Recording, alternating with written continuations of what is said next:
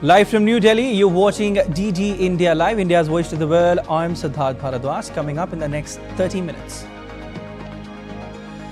In a big decision, Supreme Court of Bangladesh abolishes job quota system, which was reinstated by High Court, following which unrest erupted in country. Nepal's Prime Minister KP Sharma Oli eyes majority in Parliament on Sunday. India's Prime Minister Modi to inaugurate 46th session of World Heritage Committee at Bharat Mandapam today. Over 2,000 delegates from over 150 countries to attend the meeting.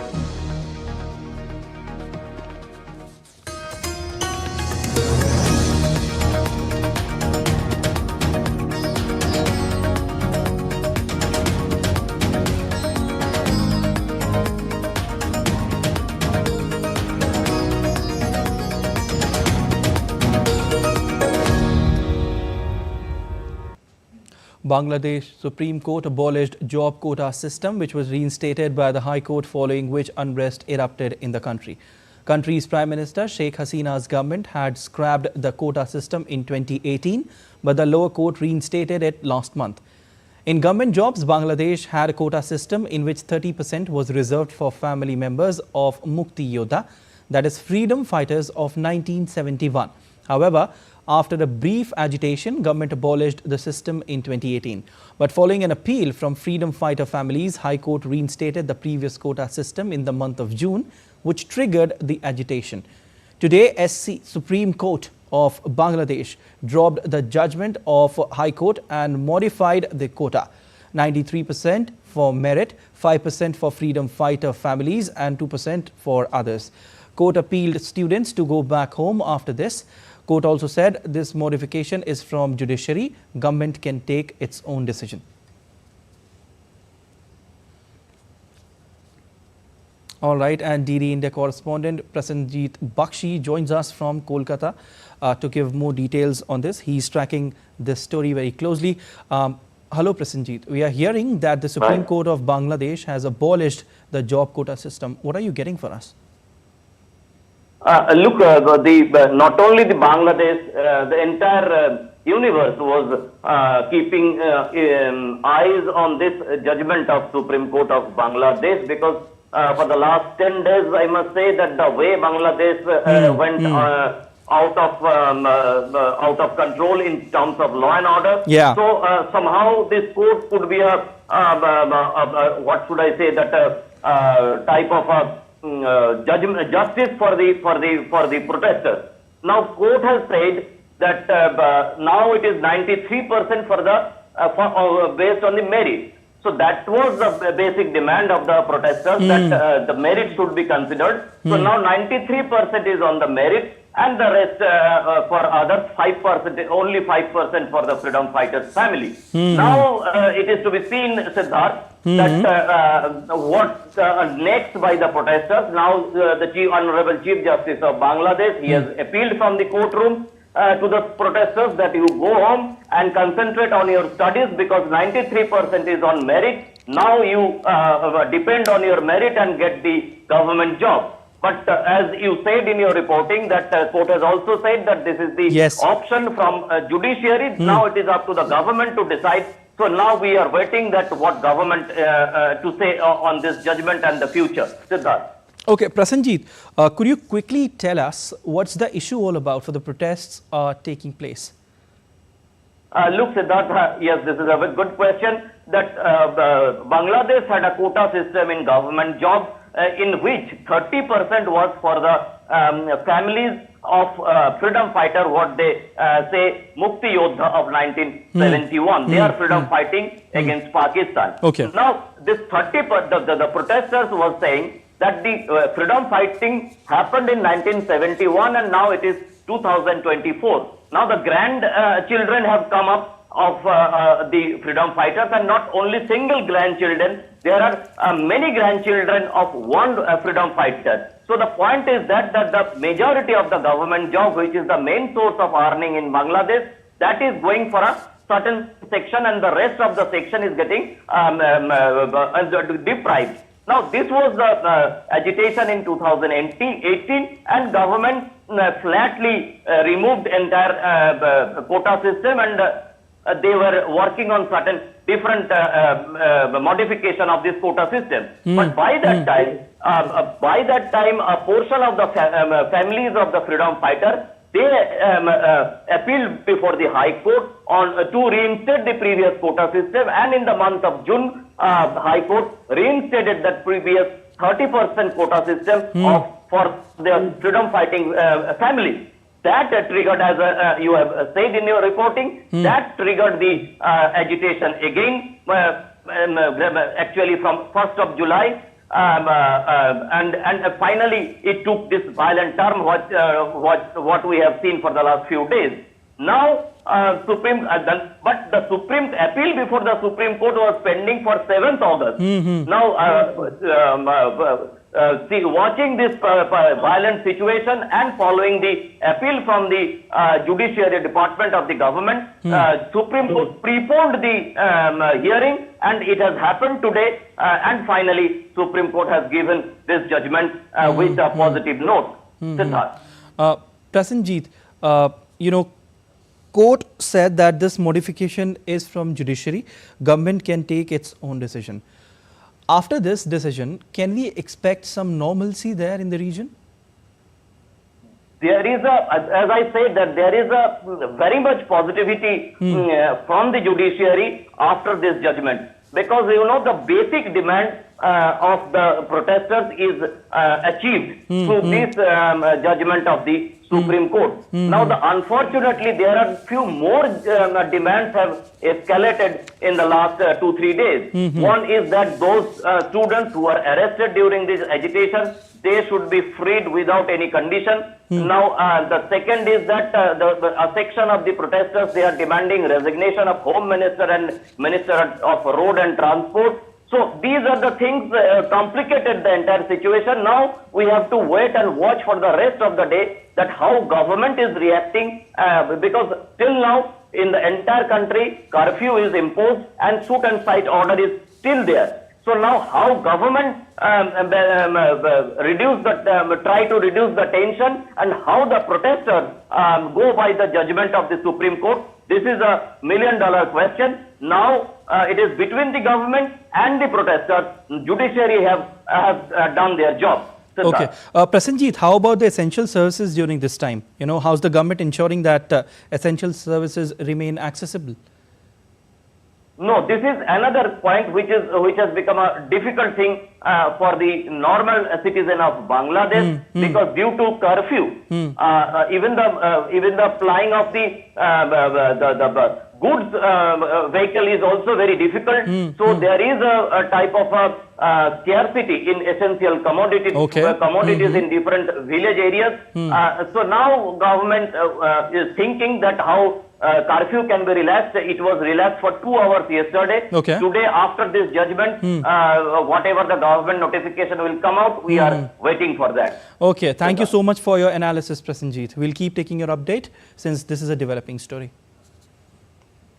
Meanwhile, India's border security forces helped in the safe evacuation of Indian students amid student protests in Bangladesh.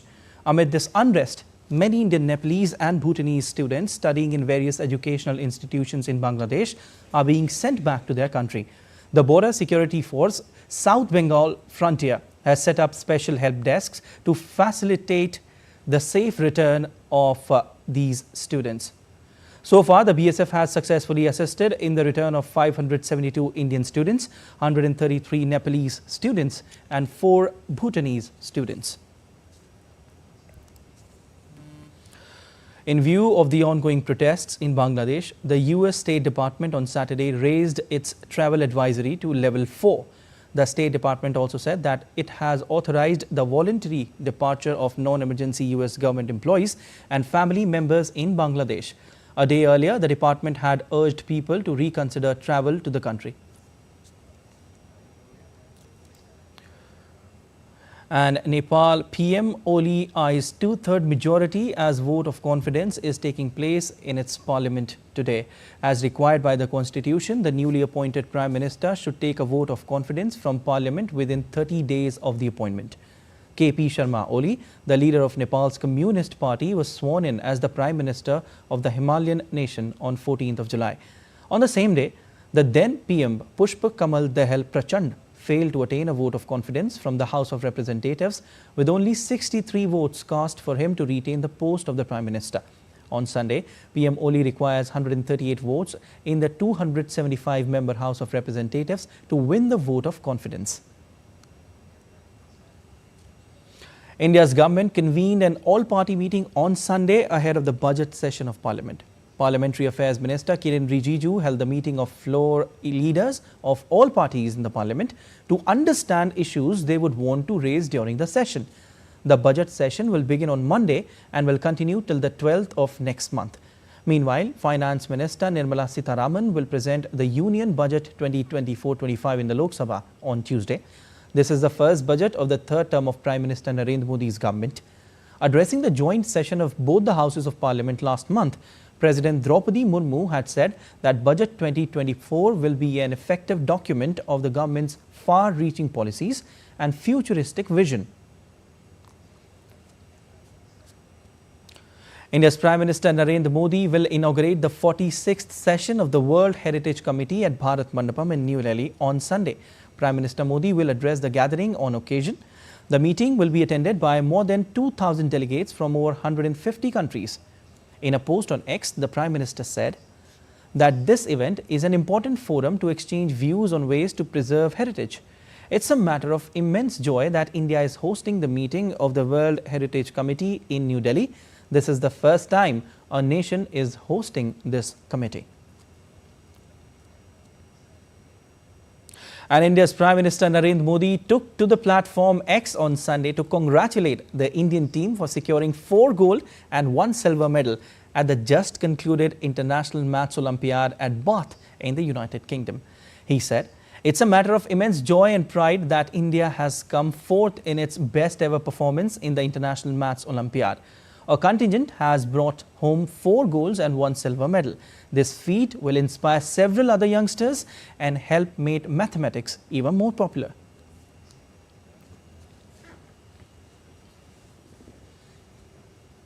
The 46th UNESCO World Heritage Committee meeting, which is to take place in New Delhi from July 21st to 31st, will witness archaeologists and culture ministers from across the globe descending to India's capital.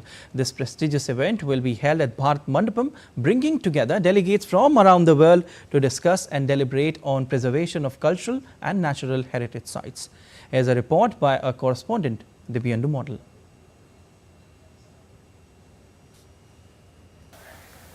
The 46th UNESCO World Heritage Committee meeting is set to unfold in the heart of India's capital, New Delhi. This committee meeting is a cornerstone event where experts and delegates from around the globe converge to evaluate the state of existing World Heritage sites and consider new nominations. It is a significant gathering uniting nations in their shared commitment to preserving humanity's most treasured cultural and natural heritage.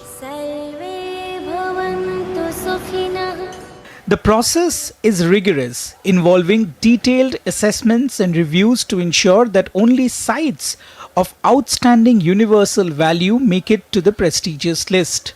In this session, the committee will examine the dossiers of 28 sites proposed for inscription on the World Heritage List. The sites will be examined according to category, natural, mixed and cultural. इस बैठक में जो अब तक sites ऐसी चुनी गई हैं जिनके बारे में मैंने आपसे निवेदन किया, उनके अपकीप, मेंटेनेंस, रखरखाव के बारे में तो चर्चा होगी, उनका फर्दर इवैल्यूएशन होगा ही।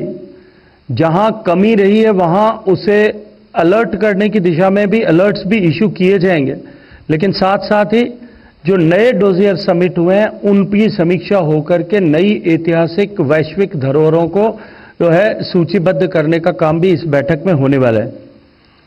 India proudly boasts 40 UNESCO World Heritage Sites, each telling a unique story of our rich history and natural splendor. From the majestic Taj Mahal in Agra, the architectural marvel of Hampi in Karnataka, to the serene Sundarbans National Park in West Bengal. These sites are a testament to India's diverse heritage. This time, India has nominated the Moidams, the Mount burial system of the Ahom dynasty of Assam, to be inscribed into the prestigious list. UNESCO World Heritage Sites represent the pinnacle of cultural and natural heritage. The first World Heritage Sites were designated in 1978, and since then, the list has grown to include over 1,100 sites globally. However, to get to this list is a meticulous process, followed by rigorous evaluation by expert advisory bodies. Each site should demonstrate outstanding universal value, integrity, and authenticity. The final decision rests with the World Heritage Committee during its annual meeting. Dibyendu Mondal's report for DD India. And still to come on this edition of DD India Live. Malaysia's Coast Guard located oil tanker involved in a collision with another vessel 2 days ago off Singapore. Nation celebrates Guru Purnima today. Devotees take holy dip in sacred Ganga River, seeking blessings and spiritual purification.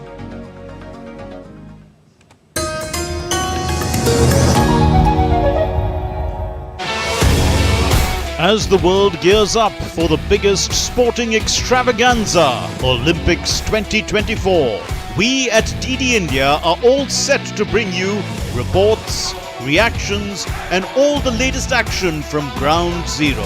Watch DD India's super exclusive show, Cheer for Bharat. Only on DD India from July the 22nd at 6:30 p.m. IST, 1 p.m. GMT. Get ready to cheer for Indian athletes at the Paris Olympics 2024.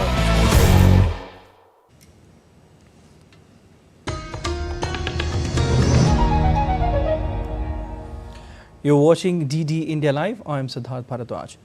European multinational aerospace company Airbus is set to launch its first assembly line for the single-engine H-125 helicopter in India. Head of Airbus Helicopters in India and South Asia, Sunny Guglani, on Sunday said that the plan is to have the first made-in-India H-125 rollout of the assembly line in 2026 with India's Tata Group. Earlier in January, the company had announced its partnership with Tata Group to establish final assembly line for helicopters in the country. Plan is to set up the final assembly line for the single engine H-125 helicopter in India together with Tata. This FAL will actually produce the H-125, which will already be EASA certified. The H-125 is a benchmark single engine helicopter for the Indian and the neighboring countries market because of its performance in high altitude environments. Indian Coast Guard operation to make safe MV Musk Frankfurt entered its third day in fact on Sunday. Indian Coast Guard ship Varaha joined firefighting efforts earlier Sunday morning. Ships were engaged in operation ensuring protection of the marine environment, safety of the vessel and her crew. Dedicated efforts by ships overnight have suppressed the fire again. India Coast Guard successfully evacuated a critical patient from motor tanker Zeel flagged under Gabon Republic of Mangrol in Gujarat. The operation took place amidst highly adverse weather conditions. The patient was an Indian national crew member and he was safely transported to Porbandar for further medical care.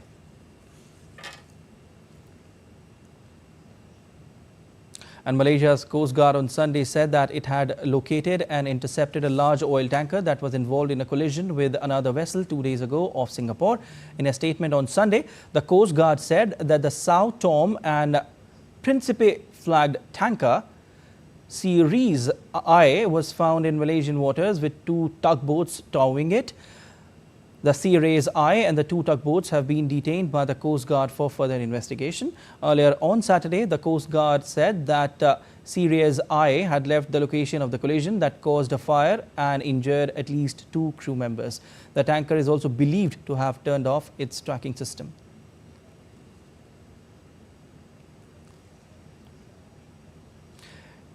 Prime Minister of Israel, Benjamin Netanyahu, has thanked Argentinian President Javier Milei for designating Hamas as a terrorist organization. Thank you, Argentina. Thank you, President Javier Milei, for designating Hamas as a terrorist organization. This is another sign of your friendship to Israel and your commitment to the truth. Thank you, Javier. Israeli forces struck targets in Yemen in a retaliatory strike in which at least 3 have been killed and 87 are injured.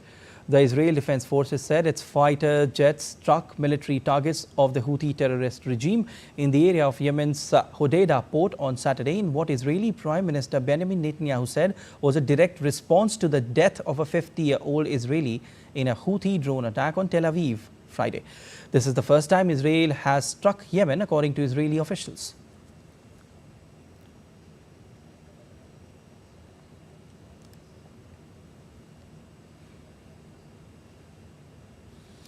Israel's defense forces released a video showing strikes on Hezbollah weapons storage facilities in southern Lebanon. Israeli strikes late on Saturday targeted a depot storing ammunition belonging to Lebanese armed group Hezbollah. The strikes on the town of Adlon, about 40 kilometers north of Lebanon's border with Israel, set off a string of loud explosions heard by witnesses across the region. According to sources, at least 4 civilians in Adlon were wounded in the strikes. North Korea on Sunday again floated balloons carrying trash towards South Korea, and the South's military has declared that it would respond with full-scale loudspeaker broadcasts. The Cold War-style psychological battle between the two Koreas is adding to already high tensions of the Korean peninsula, with the rivals threatening stronger steps against each other and warning of devastating consequences. The South Korean military said that North's actions raising tensions near the heavily armed border could have fatal consequences. They also added that North Korean regime would be solely responsible. And let's take a look at other stories making news around the world. Trump's public rally in Michigan showcased the distinctive fashion choices of his supporters, who arrived in full force wearing typical Trump-themed attire. Attendees donned an array of clothing emblazoned with Trump's name, image and slogans.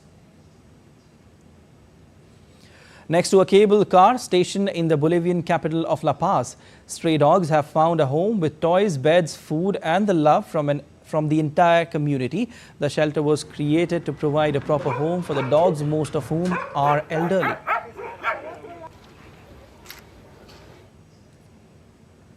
Well, the UAE captain Isha won the toss and opted to bowl against India in a Group A clash of Women's T20 Asia Cup on Sunday. India has made one change, with spinner Tanuja Kanwar getting her debut.